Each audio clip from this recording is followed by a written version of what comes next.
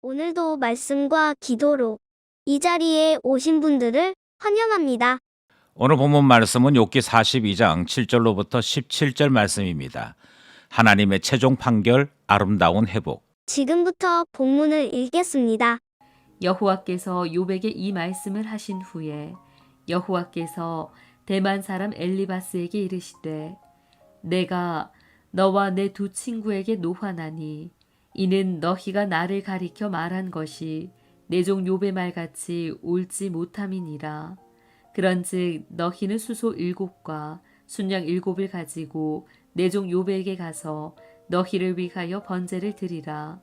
내 종 욥이 너희를 위하여 기도할 것인즉 내가 그를 기쁘게 받으리니 너희가 우매한 만큼 너희에게 갚지 아니하리라. 이는 너희가 나를 가리켜 말한 것이 내 종 욥의 말같이 옳지 못함이라. 이에 대만 사람 엘리바스와 수아 사람 빌닷과 나아마 사람 소발이 가서 여호와께서 자기들에게 명령하신 대로 행하니라. 여호와께서 욥을 기쁘게 받으셨더라. 욥이 그의 친구들을 위하여 기도할 때 여호와께서 욥의 공경을 돌이키시고 여호와께서 욥에게 이전 모든 소유보다 갑절이나 주신지라. 이에 그의 모든 형제와 자매와 이전에 알던 이들이 다 와서 그의 집에서 그와 함께 음식을 먹고 여호와께서 그에게 내리신 모든 재앙에 관하여 그를 위하여 슬퍼하며 위로하고 각각 쾌시타 하나씩과 금고리 하나씩을 주었더라. 여호와께서 욥의 말년에 욥에게 처음보다 더 복을 주시니 그가 양 14,000과 낙타 6,000과 소 1,000결이와 암낙이 1,000을 두었고 또 아들 7과 딸 3을 두었으며 그가 첫째 딸은 여미마라 이름하였고 둘째 딸은 그시아라 이름하였고 셋째 딸은 게렌 합북이라 이름하였으니 모든 땅에서 욥의 딸들처럼 아리따운 여자가 없었더라. 그들의 아버지가 그들에게 그들의 오라비들처럼 기업을 주었더라. 그 후에 욥이 140년을 살며 아들과 손자 4대를 보았고 욥이 늙어 나이가 차서 죽었더라. 전체 이해와 본문 해석입니다.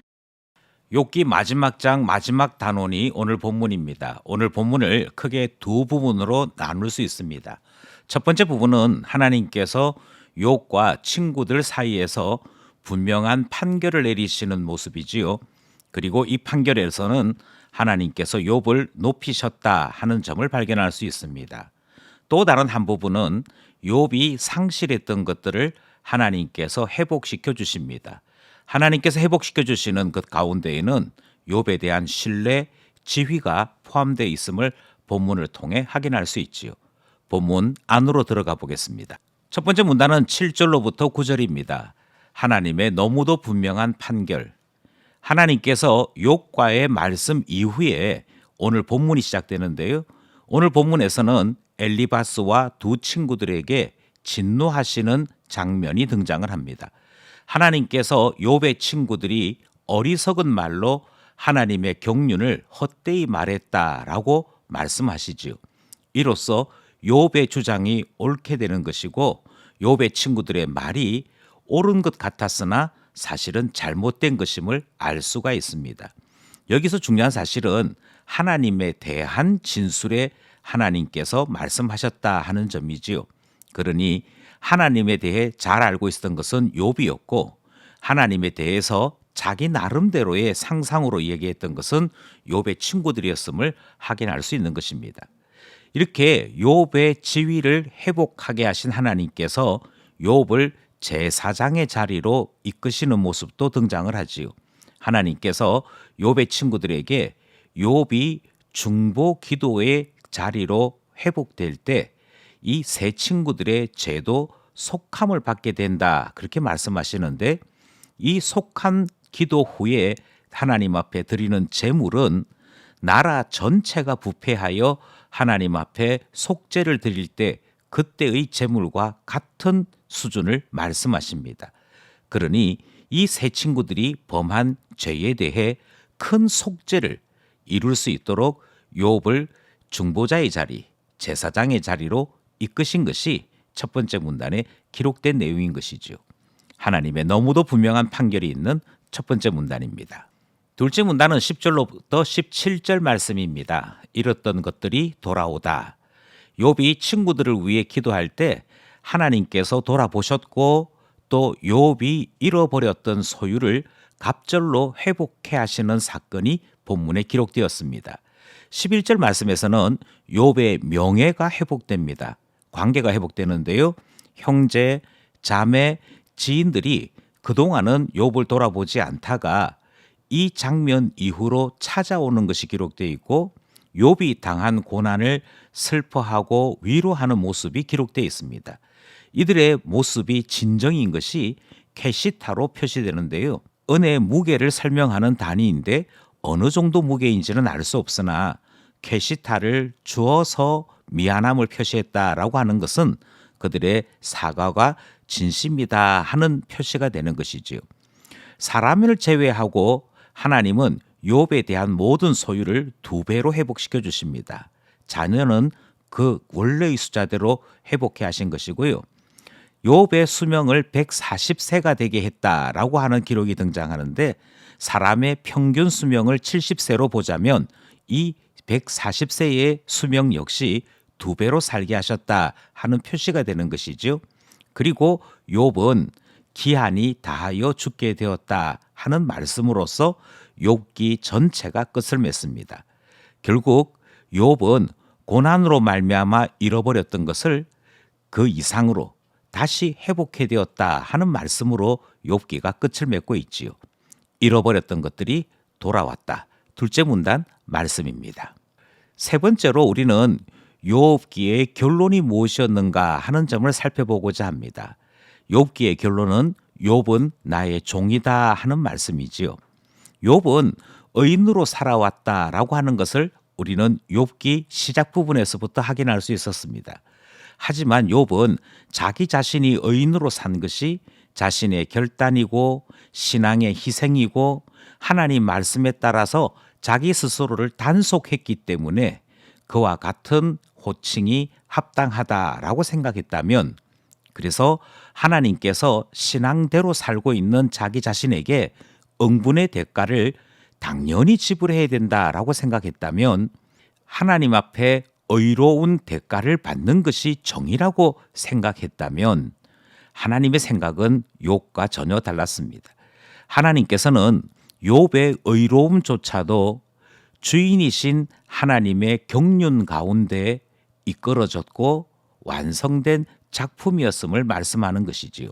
그것을 오늘 본문에서는 무려 4번에 걸쳐서 욥을 나의 종이라고 말씀하시는 그 호칭 속에 담겨져 있습니다. 그리고 하나님께서 사탄에게 자랑하신 것도 그가 내 종이다라고 하는 점이었지요. 그래서 사탄에게 주님은 욥을 칭찬하실 때 나의 종 욥을 주의하여 보았느냐라고 말씀하셨고요. 욥이 하나님의 종이기 때문에 하나님께서 사탄에게 자랑하시는 내용이 시작이었고 끝부분에 등장하는 결론인 것이지요. 내가 의롭게 사는 것 아니고 내가 의롭게 살아갈 수 있도록 부르시고 나를 만들어 가시고 이끄시는 하나님 때문에 그 복으로 의로운 삶을 살 수 있음을 확인하게 되는 것입니다. 내가 알지 못할지라도 세상을 통치하시고 세상을 다스리시는 하나님의 놀라운 역사는 이처럼 나타나게 되었음을 말씀하시는 욥은 나의 종이다. 그것을 가르쳐 주시는 말씀 욥기 말씀이었습니다. 말씀을 따라 기도하며 결단해 봅시다. 3가지 기도 제목을 함께 나누고자 합니다. 먼저 주 안에 있는 사람에게는 반드시 회복이 있음을 보게 됩니다. 설사 이 세상을 사는 동안에 고난을 받았다 할지라도 주님 앞에 이르게 되면 주님은 반드시 모든 수고와 눈물의 회복과 보상을 베푸시는 분입니다. 그러므로 이 사실을 확신할 수 있어야겠고 이 사실을 확신할 때 고난 가운데 있다 할지라도 담대할 수 있는 것 아니겠습니까? 그러므로 기도하기를 선하신 하나님, 반드시 보상하시는 하나님 믿으며 살아가는 하나님 자녀 되게 하소서 기도하게 되는 것이지요. 둘째 기도 제목은 나는 하나님의 걸작품이다 하는 사실을 우리는 말씀을 통해 확인할 수 있었습니다. 내 종 욥이라고 말씀하신 하나님은 우리를 또한 동일하게 나의 자녀, 나의 작품 그렇게 말씀하시지요. 그러므로 하나님께서 나와 항상 함께 하시며 그의 깊은 지혜 가운데 우리를 빚어가고 있음을 알아야겠고 확신할 수 있어야겠습니다. 그러므로 기도하기를 주님의 작품, 주님이 함께 하심을 확신하는 신자 되게 하옵소서 기도하게 되는 것이지요. 마지막으로 거짓 없는 믿음이 굳건한 소망으로 이어져 가는 것을 우리는 욥기를 통해 계속 배울 수 있었습니다. 선하신 하나님을 확신할 때 고난 중에도 소망을 가질 수 있는 것, 그것이 신자의 모습인 것을 말씀을 통해 배웠던 것이지요. 그러므로 기도하기를 믿음에서 소망으로 살아가는 참 신자 되게 하옵소서 기도하게 되는 것입니다. 오늘도 말씀과 기도로 주님 앞에 걸작품으로 살아가는 우리 모두 되기를 원합니다.